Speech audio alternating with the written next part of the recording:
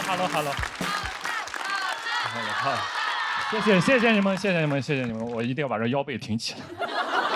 我是南瓜，大家还记得我吗？记得。对，我去年上了这个节目，希望被更多人认识我，现在都认不出我来了。我这半年减肥减了60多斤啊，减掉体重的1/3啊，变化比较大。你们时间长没见，觉得很惊讶，对吧？对，反而那种天天跟我在一起，在我身边的朋友，他不觉得我有什么变化，就像我的好朋友黑灯。他对我的声音很熟悉，我也很奇怪，我这瘦了60多斤了，我这陕北口音是没有一点变化的。我现在很难被人认出来啊！前2天走在一个商场，走着走着，听到后面2个人说：“真的是南瓜，真的是南瓜。”哎，我还挺好奇的，我回头一看，2个人在玩刮刮乐呢。我为了减肥啊，销声匿迹3、4个月没有见人啊，再次出来的时候一下子瘦了这么多，朋友们都不觉得我判若两人，他们都以为我判了2年。我的减肥方法在网上学习啊，偷学一些明星的减肥食谱，他们吃的特别的少，而且还经常断碳水啊，还能去正常的演出表演。啊，我也断碳水，我也去演出，我要在演出现场吹唢呐，我这吹着这血糖上不来，差点把自己送走了。啊，但还好是坚持下来了，终于坚持下来，也是瘦下来了。今年终于可以在节目上穿自己心仪的衣服了。我真的特别的激动啊！我去年上节目啊，就每一次看到别的选手穿的漂漂亮亮、光鲜亮丽的，我每一次都穿马甲。我去年录了6次，穿了6次的马甲，朋友都叫我马六甲。就别人穿马甲，人家是时尚好看，人家也穿，就我一个骑手穿马甲太像来上班了。我进棚被保安难过好几次，说外卖不让进。去年总决赛我是到现场来当观众的，导演说可以随意穿搭，我很开心啊。我逛了很多商场、很多服装店，去试了很多衣服，没有一件适合我。我当时我就让导购推荐一下，导购说：“先生，你就适合那种运动户外、宽松带拉链的那种。”我说：“你想说马甲吗？”我感觉我整个青春都是马甲，我很难过。我下决心，我不甘心，我第2季一定要减下来，我一定要穿自己心仪的衣服，不能再穿马甲了。但我发现，我不管我多么努力，直到今天，我始终摆脱不了马甲的命运，因为我有马甲线了。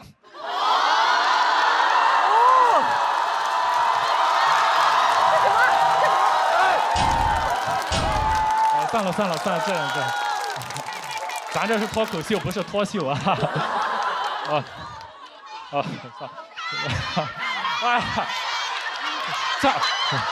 哎呀，不，这算了，这样会不会打马赛克呢？瘦下之后，你就感觉人就确实变化很大，我感觉我自己像重生了一把。我把自己的照片啊发在自媒体上，网友特别的，他是特别好，都夸我，夸得我特别激动。他们就叫什么南大。说南大什么青春南大学生，我热泪盈眶，我激动呀，因为我是中专学历，我没有上过大学，我上的技校，我考不上大学，我一直抬不起头，没想到现在减肥减出学历提升了。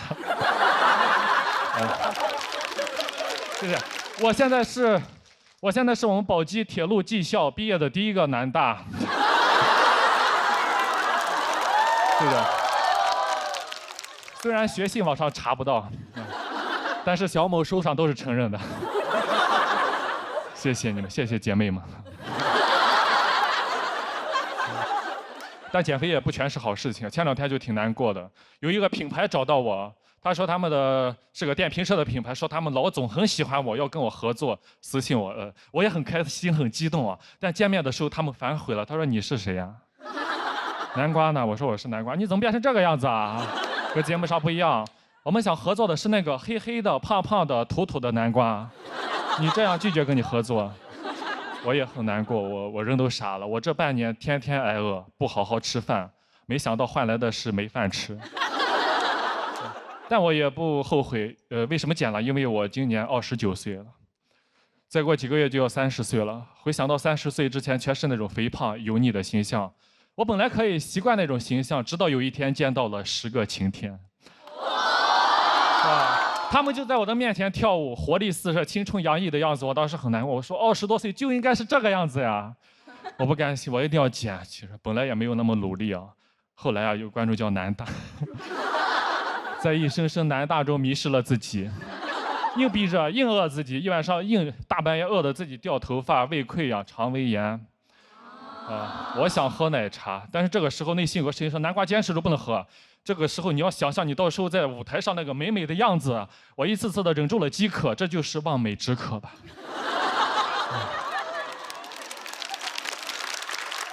我朋友说，你也没必要这么忍着，你可以喝统一冲服无糖茶，真的好喝，一口冲服茶香倍儿足啊，喝了之后和南大一样，冲服满面。真的，我终于坚持到现在了，终于在台上，就是现在我真的绷不住了。其实这回啊，我后台已经摆好了烧烤、炸鸡、汉堡、油泼面、biang biang面、刀削面。我一会下了台我就暴饮暴食，以后我就想吃什么吃什么。以后呀，可能还会变回那个黑黑的、胖胖的南瓜。但不管怎么样，以后点开爱奇艺，看到2025年夏天那个青春洋溢的南瓜，我也就很满足了。谢谢大家。谢谢。Hello， 大家好，我是南瓜。谢谢。我的职业呢是个外卖骑手。最近在录综艺啊，就感觉像做梦一样，住的豪华大酒店，吃的自助餐，穿着漂亮的衣服，见到明星老师们，这种感觉就像我酒店的面一样，新鲜美味，回味无穷。我也不知道叫什么面，我就叫它世面。我前两天跟着节目组去了一趟香港。我是跟着他们去见周星驰老师的，我见了自己的偶像，跟他聊天，最后合了影，发了朋友圈，我说来见偶像了，我朋友圈都炸了，我朋友圈平时根本就没人理我，没有人点赞了，那天给我点了189个点赞，还有78个评论。我初中的时候语文老师那时候老说我，你一天不好好学习，烂泥扶不上墙，你有肯定完蛋了。那天给我评论，你就是老师的骄傲呀，真的很开心。星爷他一直都是我的偶像，我从小特别喜欢他，他的电影一直激励着我。我特别喜欢他电影里面那些小人物，我就看进去了。我现在一直都是小人物。今年5月份，导演给我打电话说：“恭喜南瓜，恭喜你成功入选这个《喜剧之王》这个综艺，而且偷偷告诉你，这个节目有周星驰参与。”我当时开心，我跳了起来。我见到真的见到他，那我见到他，星爷一定会喜欢我这种小人物的。那我今年要起飞了呀！但当时还有2袋外卖没送。顾客还打电话过来催我，说实话，我当时已经开心的已经开始胡言乱语了。我说你的外卖我吃了。我们录制第一赛段是小组赛，我在庞博老师组，我们组队员很给力，拿了小组第一。当时公布呀，第1名就是去香港见周星驰。我当时大家都很开心兴奋的，我当时晚上我兴奋到失眠。我白天送外卖的时候满脑子都想着见星爷，见星爷，星爷喜欢我，他让我演男主角。那我以后该不会就是艺人了吧？这是不是我最后几天送外卖了？我那2天送外卖，我电瓶车都不敢乱停了。有一次电动车乱停，保安让我挪一下，就赶紧挪走了。不好意思，我们艺人最在的就是不能随意占用公共资源。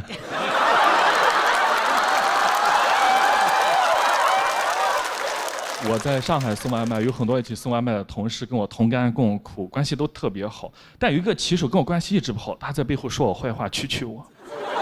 让他知道我要去见星爷，他跑过来巴结我，哇，你要去见星爷呀？那你火了以后，苟富贵莫相忘呀。我说行，以后等我发达了，有我一口肉吃，我都下单让你送。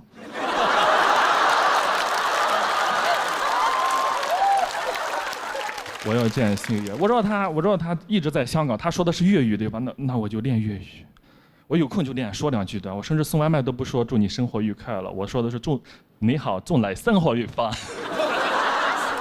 而且有一些顾客啊，经常会让我们帮忙丢门口的一些垃圾啊，其实一般挺抗拒的，没有时间去做这些事情。但你现在让我丢的话，我都会说没问题呀，我丢。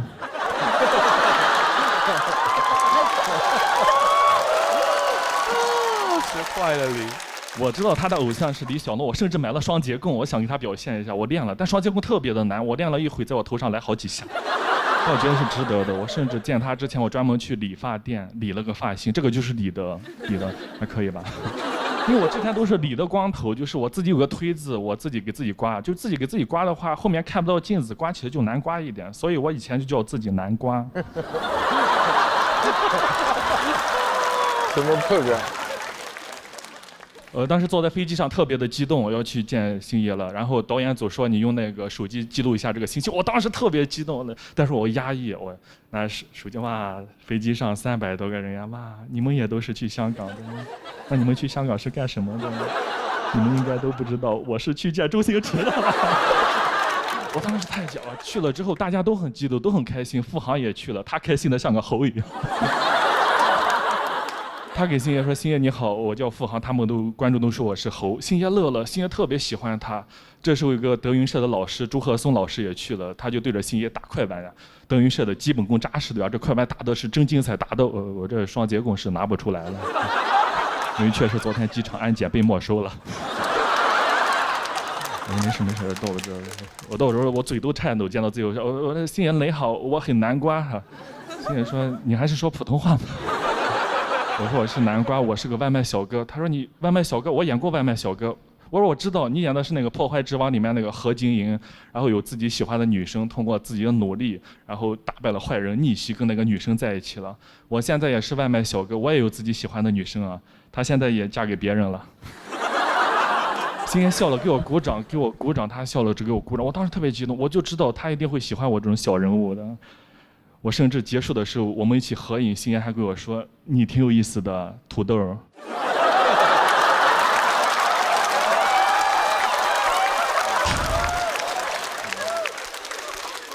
但已经很开心，已经梦想成真了。就是见到偶像，他给我的那种力量跟激励是非常巨大的。我感觉有了一股力量，回来之后感觉跟其他演员不一样了。我跟他们在酒店聊天，他们就说上完综艺以后要去做自媒体，以后要去做什么播客，有的做什么专场巡演，对吧？我说我以后要去影视圈，我要做喜剧之王，我努力做喜剧之王，加油！这个时候有个演员在点外卖，因为我们酒店在郊区，他就不停的加价，是吧？我就30、50、100加的，我怎么知道的？我手机开始震动了。我说那你们先聊吧，我出去一下。这个外卖还是要送的，对吧？毕竟我觉得喜剧之王呀，还是要从小人物做起啊。好，谢谢大家，谢谢大家。Hello， 大家好，我是南瓜。好，我是个外卖骑手，平时上班骑的就是鬼火。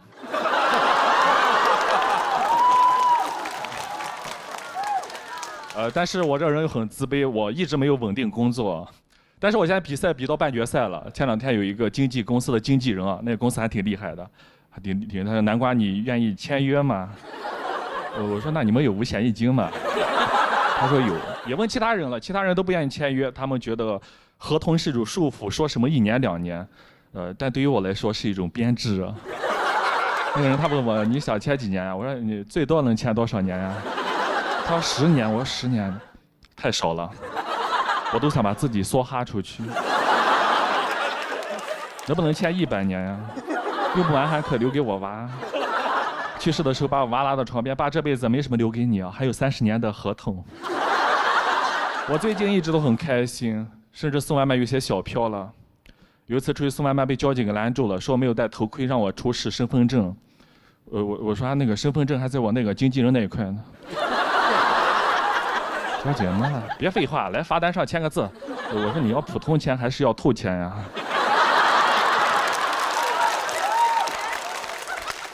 最近一直住的节目组的酒店很豪华，非常高档，一晚上800块钱也太贵了。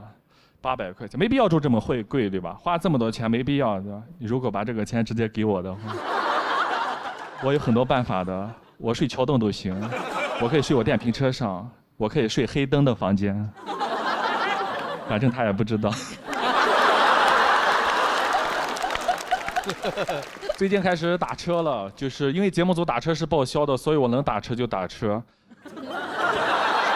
我以前骑电瓶车骑惯了，知道我坐在车里面感觉太舒服了，不用风吹日晒，听着小音乐，放着小空调，对吧？哈，在路上一路上都非常的惬意。在路上唯一讨厌的就是那些外卖骑手，怎么老别我的车，横冲直撞的。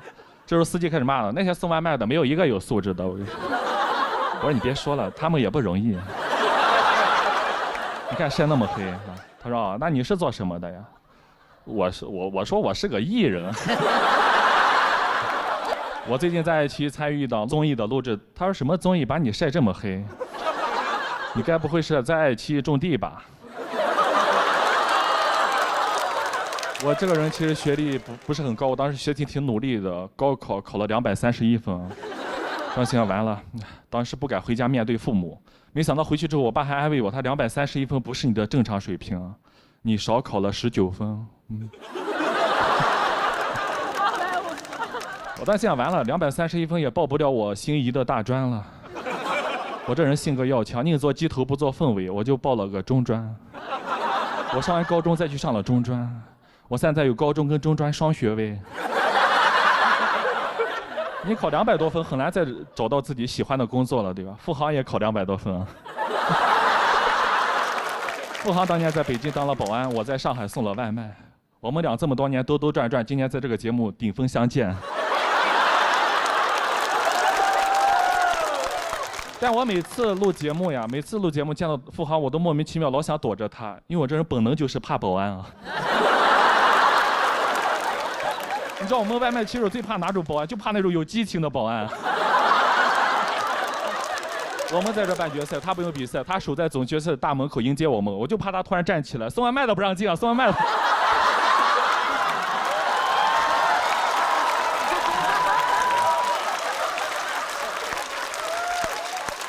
我还挺 respect 保安的。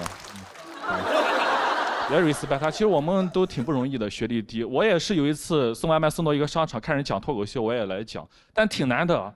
我勇敢上台之后，我发现我第一次上台，我紧张的忘词了，我眼睛都睁不开。有仨观众说：“南瓜，你把眼睛睁开，把眼睛睁开，加油加油！”我在台上。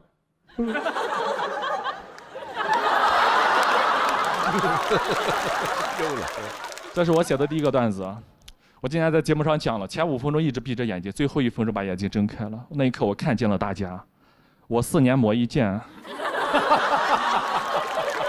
但讲脱口秀挺难的，我讲了几场就发现自己特别不好笑，很尴尬，我就想放弃。这是个演员，他说：“南瓜，你再坚持一下，你有自己的天赋。”我说：“我能有啥天赋呀？”他说：“南瓜，你长得像那个网红调哥。”就那个小阿调，我都不知道哥哥是谁啊。大南瓜，你就听我的，你就上台，你给我的调。我说那要不试一下，实在没办法。大家好，我是南瓜调。大家都很好笑，我就模仿他，我在台上模仿，我自己无所谓，对吧？就是有老板看到我，他说南瓜你很好笑，来我这演出给你200块钱。我说我怕你这商演给你演砸演不好，他没事，你上台调就完事了。我讲了5分钟，调了100多次。200块钱，那我得送外卖，我得爬多少楼梯，跑多少单呀？我愿意挣这个钱。我拿着200块钱啊，请朋友们吃饭，点了一桌子菜，他们吃着还吃不完。我说你们好好吃啊，这都是我一声一声调出来的。我嗓子都哑了，但没关系啊，因为我有京东念慈庵肉厚汤，唤醒你的好声音啊！吃了肉厚汤，为生活勇敢发声啊！确实。感谢念慈庵给我这个广告。我很感谢他，让我勇敢地站在这个台上，克服了舞台恐惧感，慢慢成为了一个真正的脱口秀演员。我写了自己关于送外卖的段子，慢慢抛去那个标签，最后站在了台上，站在这么大个舞台上的线上。我看着自己播出之后，我讲唢呐的段子，讲我送外卖的段子，我很开心，好多弹幕飘过，他好像那个调哥呀。但没关系，我已经很开心了。很开心了，因为已经录到最后面了。我希望到时候后面都播出之后，大家看到我，记住我的名字叫南瓜。也希望大家有一天在路上看到那个调哥，说他好像那个南瓜呀。好，谢谢大家，我是南瓜。好，谢谢。好，大家辛苦了。我是南瓜，大家还认识我吗？认识，确实。这半年减了60多斤，变化比较大啊。对。现在很多人见了我都要愣一下，他说你好像是南瓜，但感觉跟南瓜不一样了啊！我说我现在是贝贝南瓜。这半年确实减的挺多了，跟去年完全是判若两人，已经不再是去年那个胖胖的吹唢呐的南瓜了。减肥减得太狠了，肺活量都减小了，唢呐都吹不响了。所以我今年就去开发了新的才艺，我去学习爵士舞了。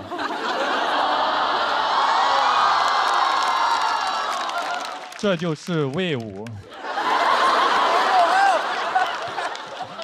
而我学跳舞真的很开心，因为我从小就特别想学跳舞，但是在农村没有条件。现在长大了有能力了，我决定去朝花夕拾一下。但现在这个年纪再去学跳舞，你就感觉那个动作很妖娆，学起来就很羞耻。然后我就专门找了个私教，我都找了个私教了，能不能给我安排一个私密一点的教室？就在那商场透明大玻璃。老师做什么，我在旁边做什么。只要有人过来，我就不做了。我就看着老师做，我在旁边手拍子，不知道的人以为我是老师。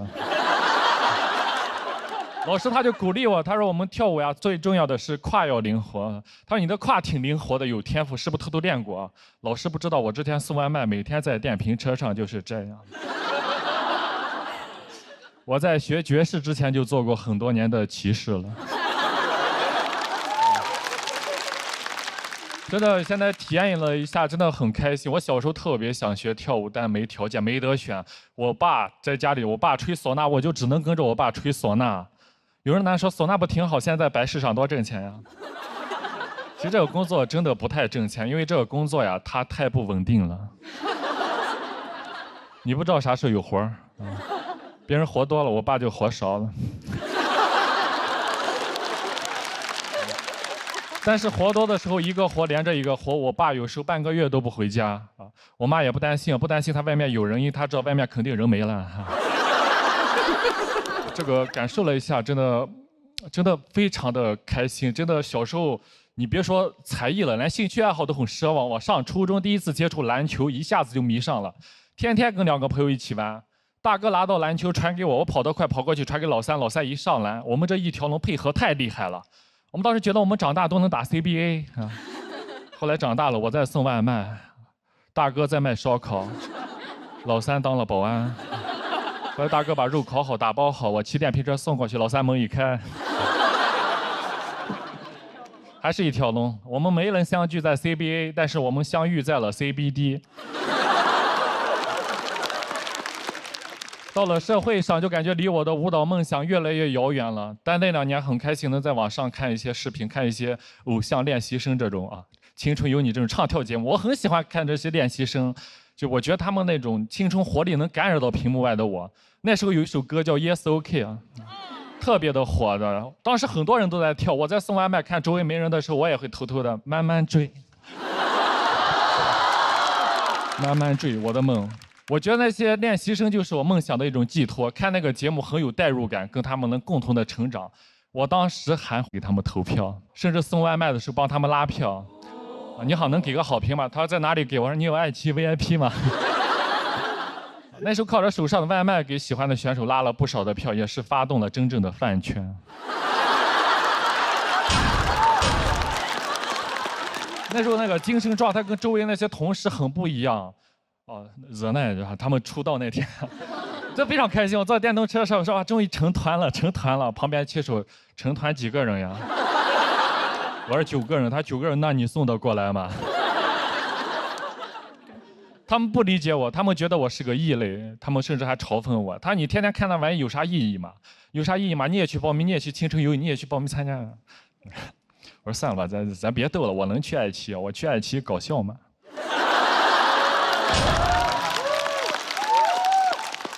当时确实在电瓶车上限制了我的想象力，没想到最初想上爱奇艺的初衷是想来唱跳的。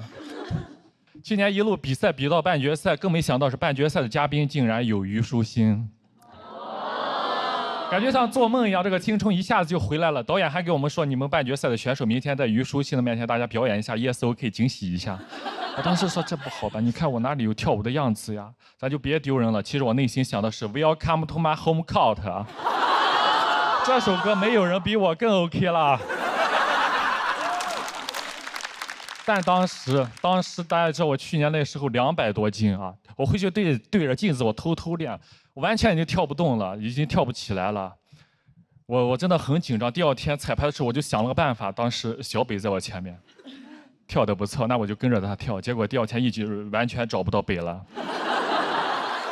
我真的很尴尬，老天给了我一个在爱奇艺唱跳的舞台，没有把握住。但是我又很开心的是，我讲段子的时候，虞书欣给我投票了。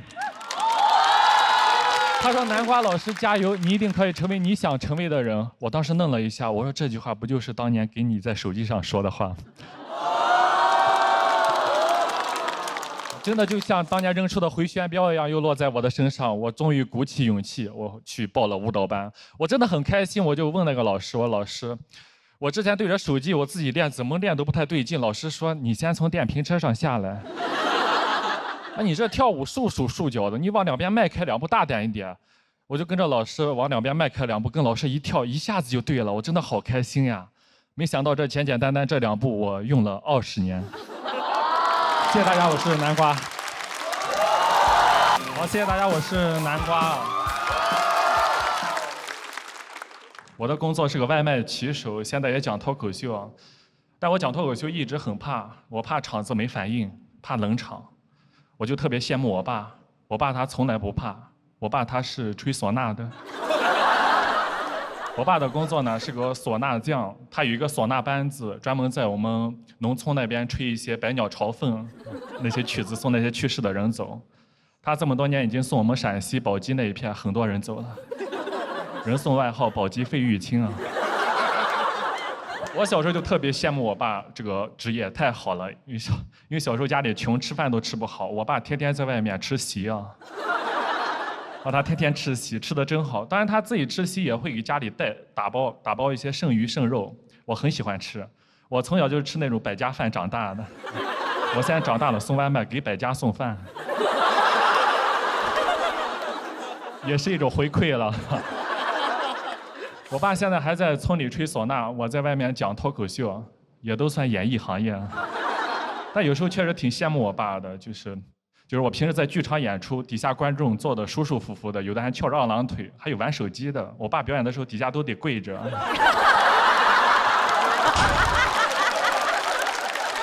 讲脱口秀太难了，讲到好笑你们才笑，讲特别好笑大家才鼓鼓掌的。我爸只要一开口，底下就开始磕头了。我小时候跟我爸练过吹唢呐，练过几首唢呐曲子，还真没想到小学6年级派上用场了。老师当时要报节目，全班没有一个人报名。这个时候我同桌说：“老师，他会吹唢呐，他会吹唢呐。”我老师：“哎呀，你还会吹唢呐呀？民间艺术啊，来报上好好表现。”就给我报了，然后当着全校师生的面吹了，吹了2句，吹得校长脸都绿了，差点跪下了。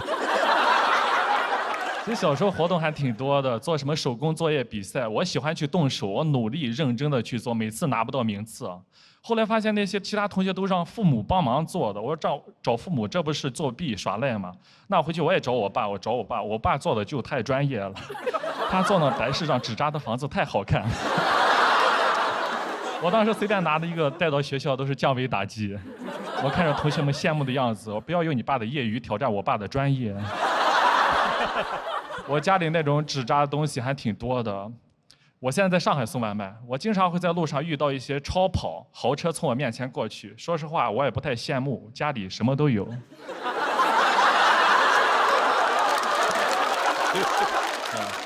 我家还有4合院，还有私人飞机。我知道那些东西，我早晚有一天我能用上。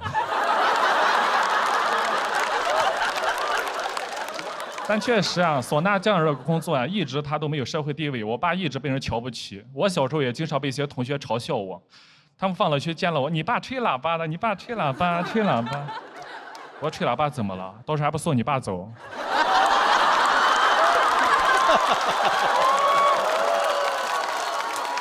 我从小都很自卑啊，我一直找不到对象，我知道我很自卑。我前段时间还去相亲了。其实本来还聊得挺好的，聊着聊着，他突然就问我：“那个你爸爸做什么的呀？”我说：“我爸爸他玩音乐的。”他说玩音乐，那做什么音乐的？我说他有一个乐队，平时在我们宝鸡那边巡演。他说啊，那你爸是那种 live house 吗？我说不是 live house， 是 dead house。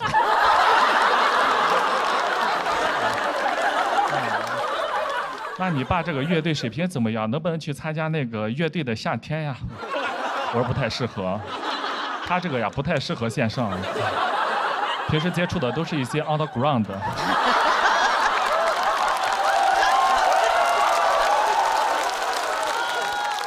我爸这个确实不太适合线上，当然他也不适合线下，他适合那些下线的观众。我爸在村里待了一辈子，他连普通话都不会说，更别说表达自己了。当时有个自媒体博主到月社，粉丝特别多，他们找我拍一个视频，一边拍我，一边在我老家拍我爸妈，让我爸对着镜头对我说一些话。我爸对着镜头，哎呀，紧张的什么话也说不出来。那个导演就说：“那你用你最擅长的方式表达一下吧。”非常自信拿出了唢呐。导演说：“你儿子啊，说他最喜欢的歌是《起风了》。”我爸就唢呐练了一首《起风了》，然后对着镜头对我吹了，把我喜欢的《起风了》吹成了上天了。我爸现在也知道我在讲脱口秀，他非常的开心，我们也算是演艺世家了。我爸非常的开心，我今年也是，他也希望我能走上更大的舞台。我今年也是登上喜剧之王这个大舞台，也是上线上了。今天也是非常开心。如果线上表现一般，那我回去演线下也挺好的。如果线下再不行，那我就回去跟我爸做下线。好，谢谢大家这么开心啊！Hello， 大家好，我是南瓜。我的工作，我的职业呢是一个外卖骑手。其实来讲脱口秀一直会有很强的舞台恐惧感。现在还好，刚开始一上台一拿话筒就紧张。当时为了克服这个问题啊，想了办法，上班的时候骑着电瓶车，握着那个手把到话筒练一练，对着电瓶车讲脱口秀，导致现在落下坏习惯，在台上讲着讲着一紧张就。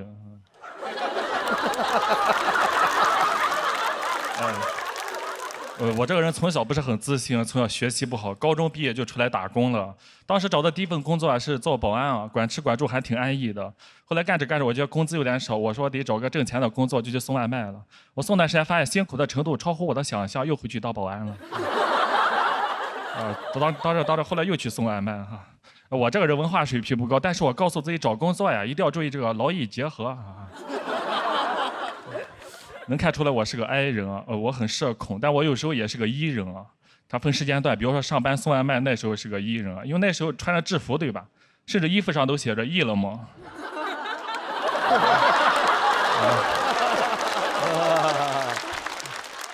我的手机被标记了，被很多顾客标记成了快递外卖啊。其实大家这种标记，我自己是看不到，我也是意识不到的。我是有一次啊，跟我爸打电话。我爸说：“你这半年没消息，是不是在外面送外卖呢？”我说：“没有，谁跟你说的呀？”他150多个人。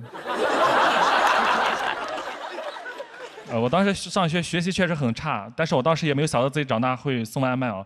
我虽然当时学的不好，但当时体育成绩还挺好的，那我就练体育啊。我也想上个体育大学啊，还挺辛苦的，每天被教练带着我们在操场训练，什么长跑、蛙跳、跨栏、爬楼梯啊，每天听个哑铃片，爬楼梯都爬吐了。我是爬着，我说老师，这个爬楼梯到底练的是啥呀？老师说你不要问了，以后用到的时候会感谢老师的。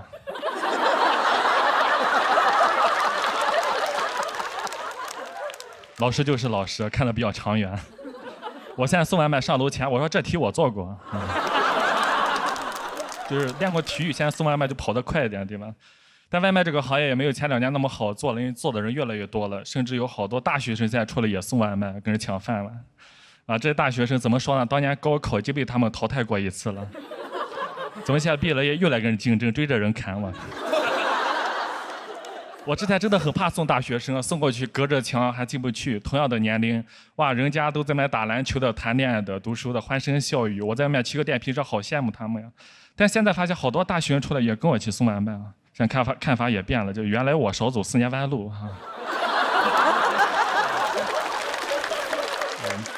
骑个电瓶车有时候会遇到大学生是吧？一起在外面吹着风，吹着这么强的风，这不是顶峰相见了吗？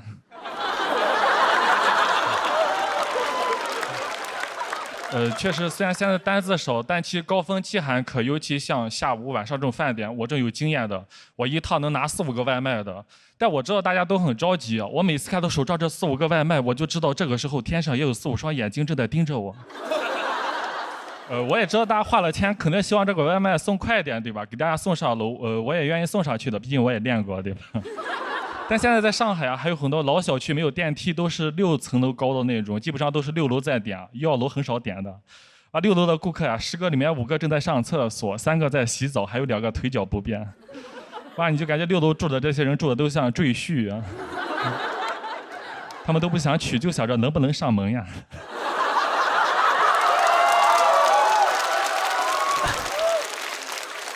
而且我们这个工作啊，每天会跟很多保安打交道，你就发现有些保安是挺多的，他见的人老爱问你干什么的，干什么的，干什么的。我有一次穿着外卖的衣服，那个保安还问我你干什么工作的，这把我给问住了。我看着穿制服，我心想我是干什么的？我 cosplay 啊。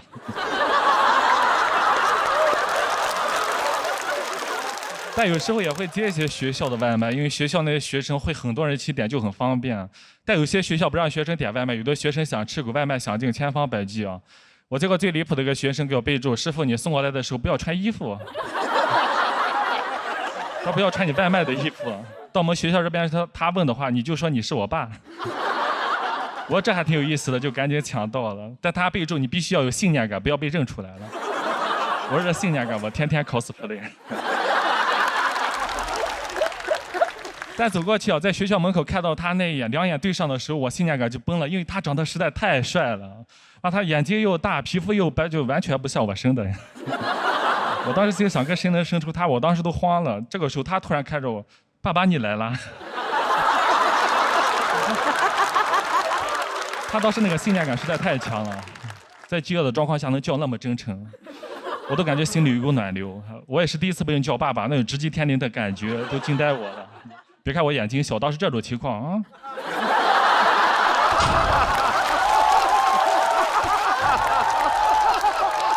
他这么远了，我都想上去拥抱他一下，真的，我给到他走的时候还挺舍不得的。那你记得给爸一个好评啊。好好上学啊，以后千万别和爸顶峰相见啊。好，谢谢大家，祝你们开心啊。Hello， 大家好，我是南瓜。我的职业呢是个外卖骑手，我特别喜欢下了班来讲脱口秀喜欢这种在聚光灯下舞台上这种感觉特别的美妙啊。然后今天也登上这么大的一个舞台，特别激动啊。前2天某团跟某乐某都找到我，跟我说南瓜，你到时候上节目的时候能不能穿我们品牌的衣服上呀？我真的很纠结，因为2家我都上过班啊。然后当时就问导演，我说导演，我到时候上节目的时候能不能穿蓝色的衣服，再戴个黄色头盔啊？那个到时候就说我是美了骑手。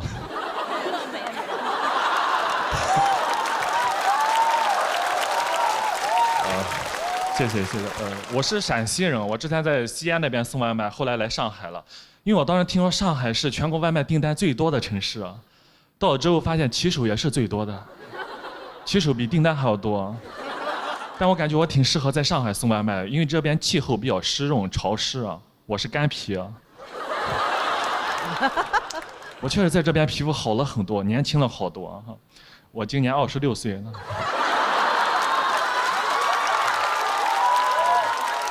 现在要开始抗初老了。每个城市点的东西不太一样，在西安的时候大家点的都是肉夹馍、泡馍、米皮小吃，对吧？到上海点的最多什么？咖啡啊。上海人太喝咖啡了，很多人早上点个咖啡当饭吃，不太理解。后来送一段时间，发现上海人确实生活节奏快，生活压力也大。后来我在上海送外卖前，我也得喝杯咖啡。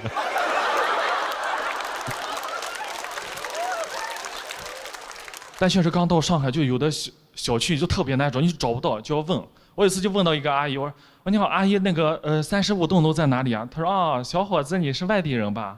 我们上海人不少栋，我们说弄的哟。然后她就走了。当时把我愣在原地，我都懵了。我现在知道什么是弄了，你也不告诉我怎么弄。上海有黄浦江，把浦东浦西隔开了。我们经常要接到那种过江的订单啊，电动车过江的话很麻烦，要坐船啊。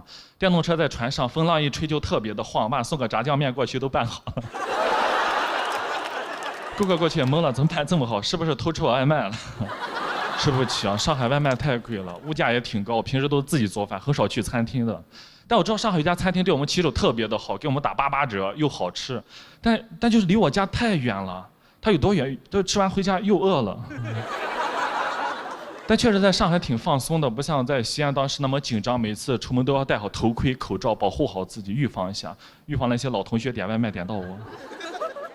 真的非常尴尬。有一次送到一个高档小区，售货人巧不巧是我初中的一个女生同学，我那时候暗恋过人家。把他一眼就看出来，哎，你是那个赵栋吗？不是，你认错人了。他说你就是这骑手赵栋在这写着呢。我当时满脑子好尴尬，我说赵栋，我就想找个洞钻一下。我说哦，刚才没看出来，好久不见。他说哦，好久不见。那你现在主要做什么呢？我说啊，我cosplay 啊。我当时百感交集，回去之后过了几天买了一张火车票就来上海了。我在上海待了3年了，无忧无虑，没有人认识我，对吧？但时间长了也挺想家的，但我知道我这个人没什么本事，父母脸上也没有光，但我从来没有放弃过自己，对吧？我一直要努力证明自己。我工作过很多个工作，然后后来又遇到脱口秀，我很开心，对吧？我讲到观众笑之后，我很有成就感。我当时就给我爸妈打电话，我说妈，你儿子现在可厉害，你儿子在上海做演出表演呢。他就很惊讶说你这样子能演出个啥呀？我说我们这还挺简单的，一个人一个麦克风就行了啊。我妈都笑了，说你这人没文化没学历还表演，是不是在外面做 rapper 呢？你这话说的，但是我确实特别喜欢讲脱口秀，下了班来讲过很多场了，我甚至在上海送外卖都被顾客认出来过，这种感觉太好了。我有一次送到一个酒店，我说你好，这个外卖给你放在1楼架子上，麻烦你下来取一下吧。他说哎，你这个口音，你是不是那个讲脱口秀的南瓜呀？特别喜欢你。我说啊，对呀，是我呀。他说那你送上来吧。记得挂门上。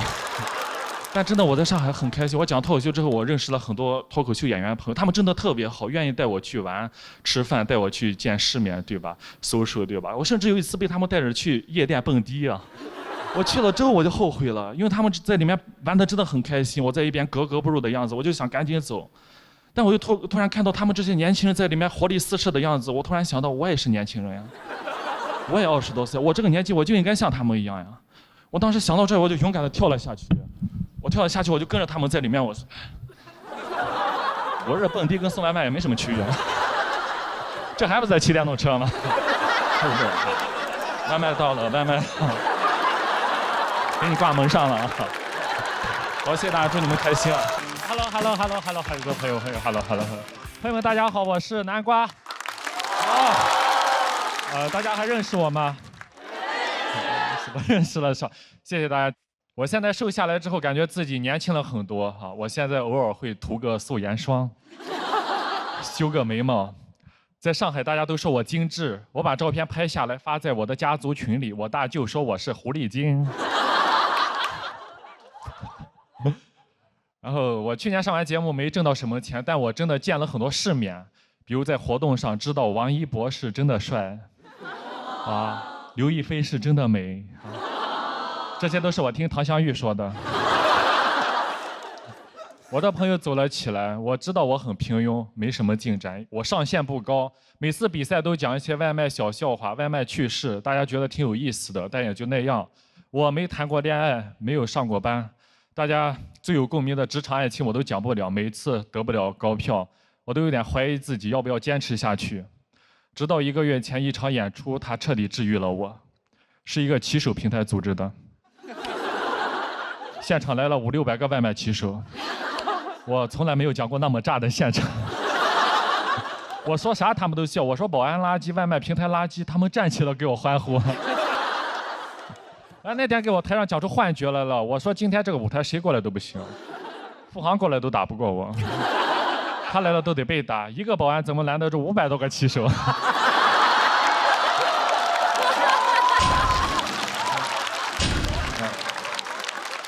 我真的羡慕有些朋友们，就朋友们走了起来，红气养人，状态都不一样了，我只能靠我自己养了。我在家里我自己偷偷买了防晒霜。因为我送外卖，皮肤又粗糙又黑，我刚涂防晒假白特别严重，我还修了眉毛，就很辣眼睛。朋友见了说：“你咋这样？你怎么变成这个样子？”在他们心中，我都是那种光头胖胖的那种鲁智深形象。说你不应该去倒拔垂杨柳，怎么研究起了半永久？我每次出去，他们都笑话我，那我就不出去了。我说这防晒霜不行，它只能防太阳光，它防不了朋友嘲笑的眼光。偷偷的在小某书搜了美容护肤，小某书也懵了，3年了，你终于知道我是干什么的了。给我推的3个月变美计划，100天提升颜值，重建自己，重塑自己，做自己的女娲。戒糖加修护半年，素颜已达 next level。我很激动，满满的干货，点进去全都是卖货的。但我相信，我就买了，因为我想恋爱，我想变美，我就在里面买了胶原蛋白、维 C、维 B、花青素、葡萄籽、益生菌、鱼油。我真的买了一大堆药，一天吃1把药，感觉吃药都吃饱了。每天在肚子里面炼丹，练的什么丹？练的30年从没谈过恋爱的孤单。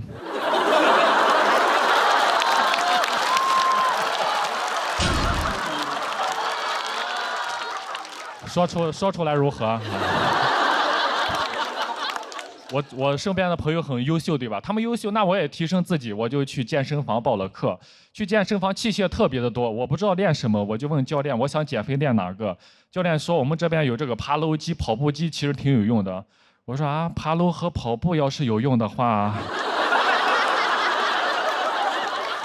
那我还不如去外面接单吧。我的朋友真的太优秀了，他们不停的成功，越成功我就在健身房对自己练得越狠。我最好的2个朋友，他们一起走红毯那个月，我瘦了30斤。我那2天去健身房一蹶不振啊，我一蹶不振。教练见了我，你今天也没怎么上强度，怎么这么酸呀？我说肯定酸呀。他们不停的成功，那我就不停的练，不停的瘦，我最后把自己练的体脂率只有9%。太低了，我说你们不能再成功，我不能再练，再这样下去，我还没走上红毯就先盖上白布了哈。最后练到自己减了60多斤，什么感受？我再去演出，再去开放麦，已经没有人在乎我的内容了。他们在 report 里没有人说我段子的，都说南瓜好瘦，南瓜怎么瘦成黄瓜了？南瓜怎么瘦下来有一种命更苦的感觉？我说肯定命苦呀，戒糖半年多了。然后更多的人他就私信我在评论区或者私信我，他说南瓜怎么瘦下来的，教教我，教教我。私信的人太多，根本回不过来，就每天在家里研究，都快研究成教练了。然后今年5月份我真的去考到了健身教练资格证。谢谢大家。所以我现在是一外卖、脱口秀、唢呐、健身教练4期艺人。就是大家以后不管是饿了、胖了、不开心了，还是人没了，都可以找我。所以我现在呀，我就是全能南瓜，谢谢大家，祝你们开心。